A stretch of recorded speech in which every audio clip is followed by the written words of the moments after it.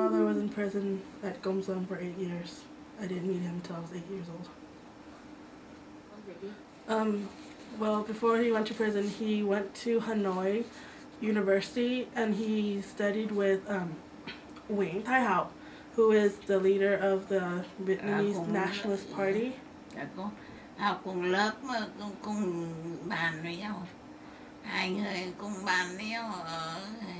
They sat in the same table, in the same class. They were friends before the Vietnamese Nationalist Party came into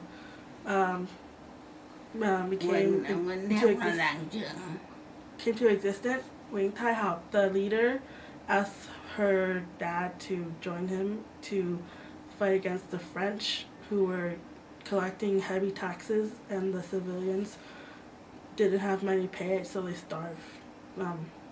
They starved to death. In 1930, in one of the battles in Yên Bai, next to Hanoi, they were fighting against the French, but they lost.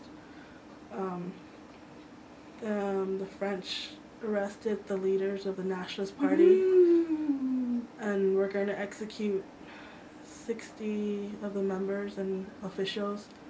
Her dad was one of them. Her dad managed to escape with the help of his dad.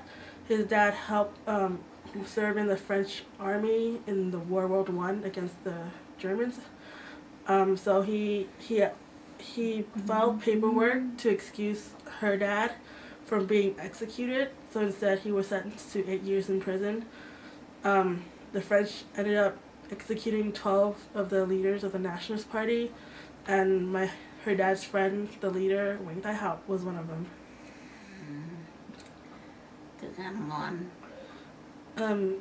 There's a story of her dad when he was in prison. They would only let him eat ram, which was rotten fish for his meal, and he couldn't stand it. So he managed to somehow meet with the official of Indochina, like the whole Indochina area at that time, and he said, "I'm in prison because I love my country, not because I'm a thief, a murderer, or anything else. You look at me like I'm nothing, but I only love my country like you love yours. Can you give me something better to eat?" I guess he was able to convince the official to give him better food for him and his fellow prisoners. So after that, they were given meat, fish, and better food to eat. After 1 year after he was released, he was rearrested by the French. He wasn't released again until 1945 when the French lost to the Japanese in World War II. He moved the family from the countryside to Hanoi to live in the city after he was released.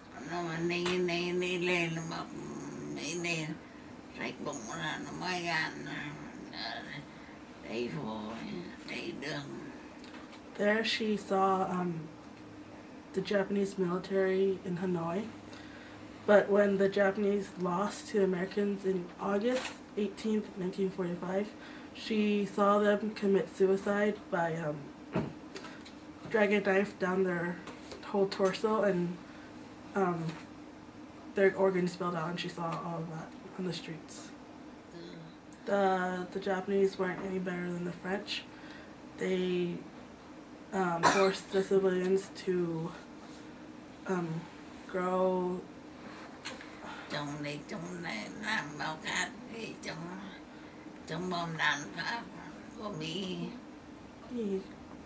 Nhật nó làm cái này trong bom đạn của Mỹ. Của Mỹ, đúng rồi. Bắt làm gì? Nó làm cái sợi dây này dài lắm. Trồng đay. Trồng đay là trồng cái đay. They forced the civilians to grow a certain kind of tree that was used as a bag made into a bag to defend against the American bombs. Because of that, the civilians couldn't grow the rice. 2 million people starved to death under the Japanese.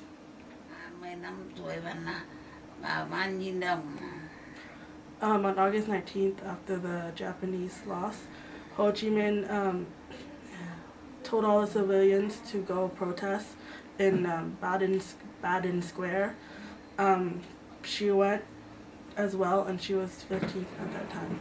At the end of October, I'm thinking he came back to Vietnam, and he has the two main political parties of Vietnam, the Nationalist Party and another party, to go meet up so they can set up a new government for the country of Vietnam. And her dad was one of the officials who went to that meeting. The meeting was a cover. It was pretty much a cover for. So there were 76 people who went. The meeting went from 8 in the morning till 9 at night. When Ho Chi Minh was let the members go into the cars, he had all of them assassinated, and not after the meeting, under the cover of saying we can unite for our new government. He had them in the car, and he killed every single one of them. Her dad was the only one who survived. They had the bodies taken to a morgue in the hospital. The only reason why he was able to live was because the person in charge of the hospital felt that his body was still warm. So they changed his clothes, because he's wearing an official suit, to a peasant clothing, like just black pajama pants, black shirt. They bandaged his wounds, and they call a sick glove for him to go home. When he went to the door, my grandma opened the door. She didn't recognize who he was. Not until he started speaking that she realized it was her dad. It was 2 bullets got into his eye, but I guess they didn't explode. He also had 2 bullets hit his cheek and destroyed his teeth, his gum line, his mouth. Then they realized it was Ho Chi Minh who, well, she didn't know before that Ho Chi Minh was the one who had tried to get him assassinated. So after they learned that, her mom cleaned him up, changed him into better clothes, cleaned his wound, and sent him to the hospital.